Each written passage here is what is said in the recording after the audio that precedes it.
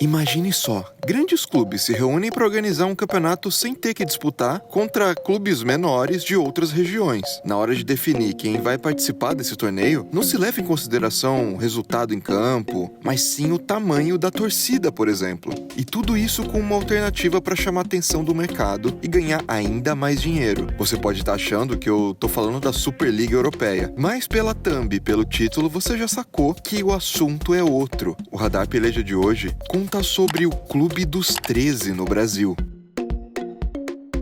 1987. Só de eu falar nesse ano já dá pra prever polêmica nos comentários. Naquele momento, a organização do futebol nacional estava em crise. Apesar da CBF já estar estabelecida como a maior entidade do esporte, a capacidade dela era bem diferente. Nos anos anteriores rolava muita coisa estranha, principalmente na disputa do Campeonato Brasileiro. Regulamentos faziam vários cruzamentos, além de tentar envolver clubes de todas as regiões do país. Só que em 87, a paciência dos grandes clubes estava quase no fim com essa história. Os principais times do Brasil não queriam ter que disputar com elencos tão mais fracos e nem viajar para tão longe. E planos para mudar tudo isso já estavam sendo feitos nos bastidores. Até que o presidente da CBF na época, Otávio Pinto Guimarães, deu a brecha que estavam esperando. Um dos caras mais próximos dessa história, o jornalista Juca Kfouri, contou na revista Placar que assim que Guimarães anunciou que a confederação não teria condições de bancar o Campeonato Brasileiro, justamente por conta de viagens longas, Carlos Miguel Aidar, presidente do São Paulo, ligou para o Márcio Braga, presidente do Flamengo, e disse: chegou a hora. Essa tal hora era a hora de reunir presidentes para um campeonato brasileiro organizado pelos próprios clubes. Para essa reunião foram convidados os cartolas paulistas do Corinthians, Palmeiras, Santos e São Paulo, os cariocas do Botafogo, Flamengo, Fluminense e Vasco, e os cartolas dos mineiros, Atlético e Cruzeiro. Para completar, os dirigentes da dupla gaúcha Internacional e Grêmio, e como representante do Nordeste, o presidente do Bahia. Depois dessa primeira conversa, estava formada a União dos Grandes Clubes Brasileiros, ou, se você preferir, Clube dos 13, em referência ao número de times fundadores. Ali ficou acordado que esses clubes se juntariam a patrocinadores e fornecedores para fazer acontecer um campeonato entre a elite. E vamos combinar, essa missão foi bem fácil. Um campeonato só entre os grandes clubes, com viagens curtas e com o peso de um campeonato nacional, atraía muito público. E, claro, atraía o interesse das marcas e das emissoras. Coca-Cola, Varig, TV Globo, só para citar alguns dos que queriam colocar uma grana nesse campeonato. E até aí tudo bem, tudo certo, um sonho estava sendo realizado. Mas para pensar só um pouquinho. Imagina uma sala com os dirigentes dos clubes mais poderosos do país, mas caras que não tinham pensamento moderno. A galera dos anos 80. Pois é, tô falando de Vicente Mateus negociando com Aidar, Márcio Braga tendo que concordar com Eurico Miranda. Então não tinha como dar tudo tão certo assim. A primeira treta começou por causa dos convidados que completariam o torneio. Como não dá pra fazer um campeonato só com 13 times, outros 3 foram chamados. O Clube dos 13 pediu para que as federações de Goiás, Recife e Paraná escolhessem cada uma um representante para jogar. Então foram indicados o Goiás, o Santa Cruz e o Coritiba para completar o grupo de 16 times, assim como o Clube dos 13 tinha concordado. Mas a CBF não gostou muito dessa ideia, já que esses clubes, assim como o restante dos 13, foram escolhidos por critérios questionáveis. Cada federação indicou o mais popular de cada estado naquele momento. Por causa disso, o Guarani, por exemplo, que foi vice-campeão do Brasileiro de 86, nem teria direito de disputar a nova competição.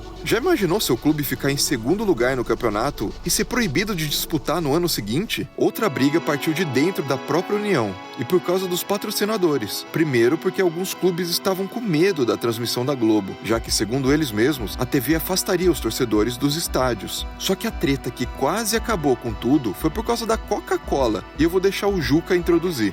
Só para você ter uma ideia, todos reunidos num hotel 5 estrelas do Rio de Janeiro, né, para a assinatura dos contratos com a Rede Globo de televisão, com a Varig, com a Coca-Cola, presente o presidente da Coca-Cola no Brasil, que era um argentino chamado Jorge Gigante, que naquela noite partiria para Atlanta, onde na Convenção Mundial da Coca-Cola anunciaria o grande caso da Coca-Cola naquele ano. Nós compramos o futebol brasileiro.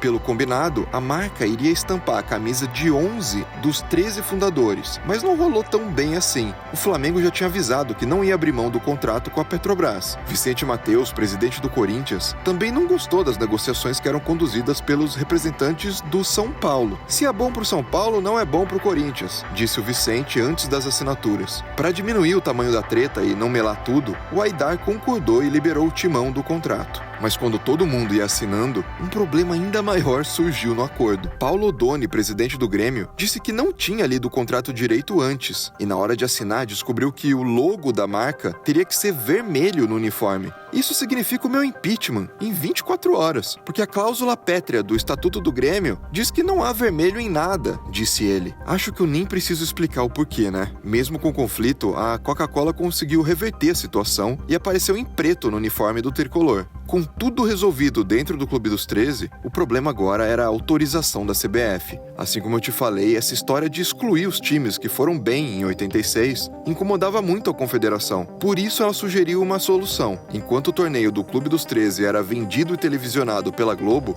a CBF, com a ajuda de outros 16 times e do SBT, faria outro grupo para disputar ao mesmo tempo. Deu para entender? Tiveram 2 grupões, um fundado pelo Clube dos 13 e o outro pela CBF. Eram os tais módulo verde e módulo amarelo. No final, os líderes de cada grupo se enfrentariam no mata-mata. Para resolver essa parada com a CBF, a União enviou como representante ninguém menos que Eurico Miranda, que na época era diretor do Vasco. Com a ameaça de uma denúncia na FIFA, o Eurico assinou em nome do Clube dos 13 e topou essa história de 2 grupos e confronto final, mas não convenceu ninguém.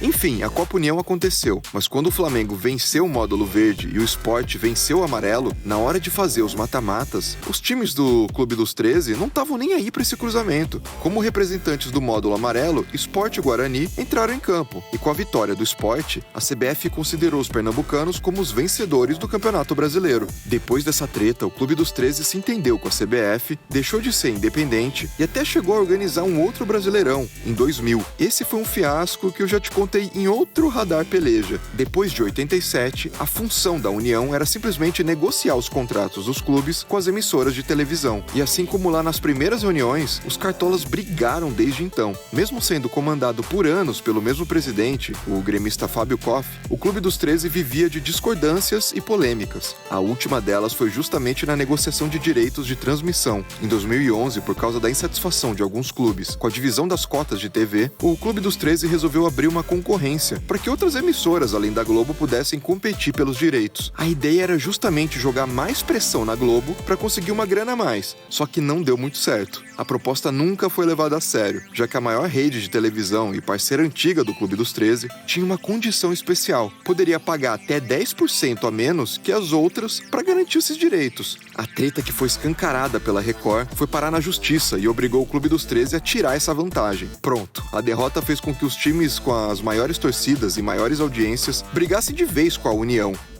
O presidente do Corinthians, André Sanches, quer negociar um valor diferente para o clube nas transmissões, porque alega ter maior torcida e, em consequência, maior audiência. Presidente, o senhor acredita que vai conseguir negociar um contrato de televisão fora do Clube dos 13? Não. Se eu consigo, não, eu tenho certeza disso, é só da vontade. No final das contas, se cada clube for ver seu interesse pessoal, para o Flamengo, inclusive, pode ser mais vantajoso.